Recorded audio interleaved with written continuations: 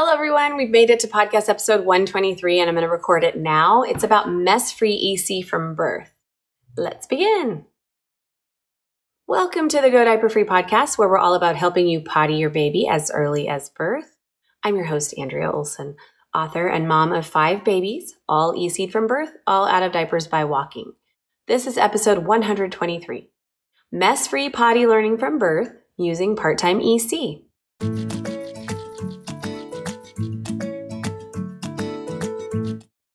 So today we have a very special guest post from Louisa Rickman, our certified coach serving Gateshead, United Kingdom.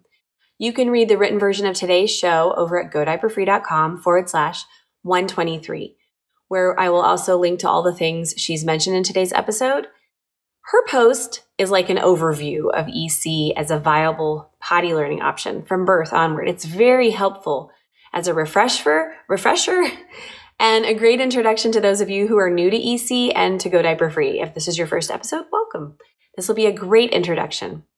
She and I will also be replying to comments over at godiaperfree.com/123. So come on by when you're finished. All right, let's go on with Louisa's guest post. Potty training doesn't have to begin with older toddlers. EC is a gentle, child-led method of infant potty learning, suitable from birth to 18 months. If this is the first you've heard of EC, it probably sounds a bit weird, but once you get used to the idea and consider the benefits for baby, parents, and the environment, you might never look at nappies the same way again. And a note from Andrea, for those of you who don't know, they call them nappies in the UK instead of diapers. There can be a misconception that EC only works alongside attachment parenting and that it takes constant attention and work. I pottied my 2 little boys from 4 months and from newborn. I absolutely love EC. It made our life easier, and I can't imagine doing it any other way. I wanted to share a brief introduction to the basics of EC, along with a more in-depth personal account of our experience of part-time mess-free EC. And just as a side note, Louisa shared her entire EC journey. It will be linked to from the show notes, so definitely go there if you want to read about their journey and their personal account. And a disclaimer she shares, I'm not a healthcare professional, although you will find medical professionals among the active advocates of EC.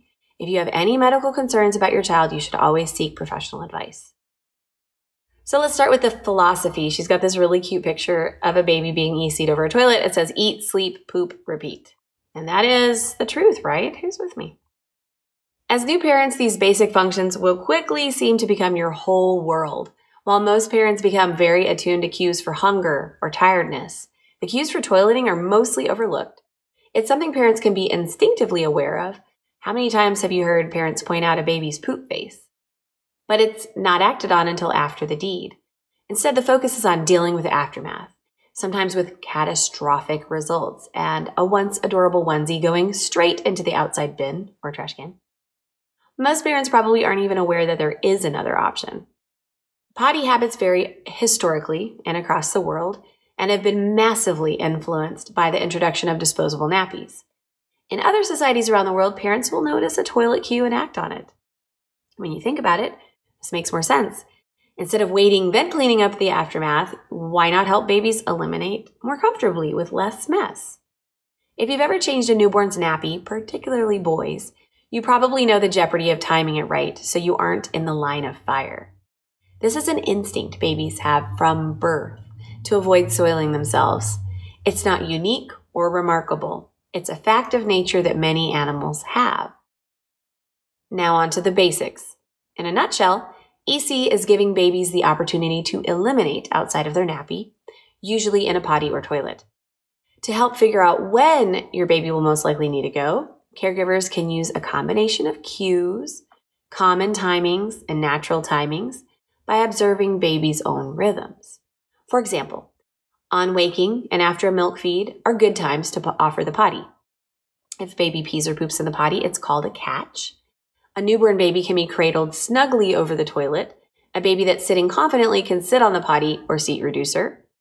Go Diaper Free, which is my book and my website, offers loads of information and resources to find out more and help you get started, including an easy-to-follow EC handbook. So those are the basics. Now the advantages. She's got a little graphic that says 10 reasons to love EC. There's so many fantastic advantages. This barely scratches the surface. So we've got avoid soiled nappies, reduce nappy rash, irritations, and infections, use fewer nappies, save time and money, better for the environment, easy to start, there's no special gear required, a better understanding of babies' needs and cues, child-led methods supporting babies' natural instincts, encourages child's awareness and understanding of their own body, and makes an easier transition to potty training. So those are 10 reasons to love EC. You can find more benefits at the link over in the show notes, which is godiaperfree.com/123. So one of the top reasons that makes me want to share EC is the easier transition to potty training. It's something that a lot of parents dread, and I know many families who've had stress and tears all around, waiting for signs of readiness, failed attempts, waiting longer, worrying it's been too long.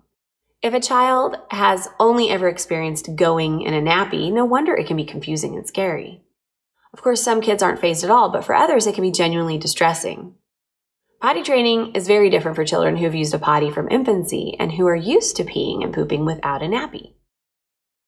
EC helps to avoid the confusion and the fear of introducing something brand new and scary. Children should already have a positive relationship with a potty or toilet. It's just a case of building on skills they already have. So it gives you a head start. Now let's talk about the potty training spectrum. Waiting for readiness is the most common method currently in the UK. This is also in America. This usually means nappies being used for 100% of waist up to around 2 or 3 or more years old, with little emphasis on building any familiarity or skills before starting the process. EC approaches vary widely and can be flexible to suit your circumstances. At one end of the spectrum, some families practice full-time EC. This can involve little or no use of nappies and using the potty whenever possible. It takes a firm commitment, and it is best suited to parents who are laid back about accidents. Part-time EC usually means using a combination of potty and nappy with various tools at your disposal to help, such as using cloth nappies instead of disposables, regular nappy free time, baby wearing, co-sleeping, and special clothing for quick, easy removal. So while these tools can work well to tip the balance from nappy to potty, it's important to know yourself and what you're comfortable with, and to be realistic and relaxed to help make it a positive experience for your baby and your family. Again, accidents are to be expected. Within the spectrum of part-time EC, many families choose to potty less regularly, but with enough consistency to bring many of the benefits. This can involve using disposable nappies, limited nappy free time, more reliance on Kaiman timings over natural, perhaps pottying during the day at home but not when out and about or during the night. Even if the potty is used just a few times a day, children become familiar with the process. This can develop into naturally building up more potty visits over time, or can continue part-time until ready to potty train without fear of the unknown. There are also other alternative methods of potty training, such as the hybrid approach, which she links to in the post, the Montessori approach, which she also links to in the post, and many more which offer benefits over the readiness method. My personal opinion, Andrea here, the readiness method is based on diaper companies wanting to make billions of dollars off of fooling us. That's what I think. Okay, back to Louise. Why haven't I heard of EC? Before the introduction of disposable nappies in the 1960s, there was more of an incentive to keep babies clean due to the workload involved in washing cloth nappies. Ask an older relative or friend, and they might be able to share their experience of pottying young babies. Methods varied, and throughout history there were practices that were rigid or even punitive. The concept of waiting for readiness was introduced as a more gentle, child-led alternative by pediatrician Dr. Brazelton, who worked with Pampers and does to this day. This study was used as the cornerstone of their marketing campaign. If you find this conflict of interest disconcerting, read more at the link in the show notes over at godiaperfree.com/123. The readiness method is the only one currently endorsed by the NHS, National Health Services, I'm imagining.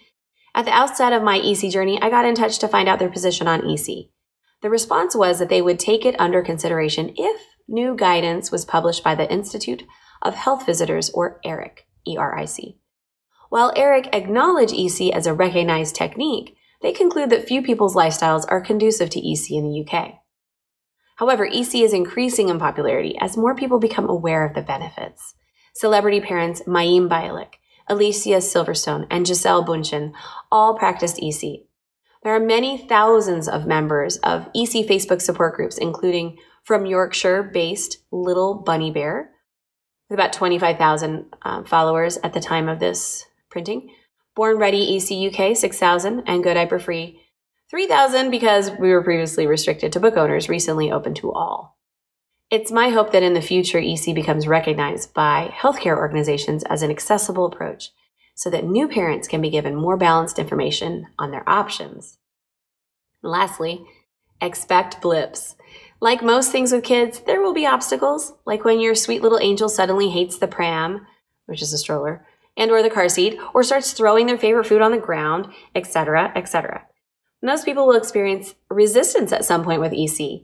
A potty pause may come along when you least expect. When things have been going fine, then all of a sudden it goes downhill. There are ways to try to get back on track, or it's fine to scale it back to just the easiest catches, or to even take a break to reset and then try again later. Bear in mind that if your early experience of EC doesn't go well, it doesn't mean it won't ever work. Children change so much over a short time. It could be a different experience a few weeks or months later. It isn't any sort of failure, and nobody should feel undue pressure to make EC work. However, it doesn't mean being restricted to the readiness method. By keeping an open mind, you may find that over time, EC, or a different alternative approach, works for your family and circumstances. And that's the end of Louisa's story. To read her full EC story with both of her boys, visit the original place of publication of this post over at mumbler.co.uk. So there is the entire story there, and you can just click on that direct from the show notes at godiaperfree.com/123 and read her entire post. And at the bottom, you've got some really cute pictures of both of her boys and some more resources at the very bottom of the post, which I'll also put on our lovely show notes here as well. So thank you so much for that post. It was awesome for a little reintroduction or introduction to EC. Now we would love to hear from you. What is the number one thing you're going to borrow from today's post and implement in your own home? Please comment at godiaperfree.com/123. And until next time, happy pottying, y'all. I'm Andrea Olson with Go Diaper Free and the Go Diaper Free podcast at godiaperfree.com. I'll see you next time. All right. That was fun. Please comment below with your biggest takeaway from her post, which was really super informative. And definitely check out the show notes if you need more info. Also, click subscribe.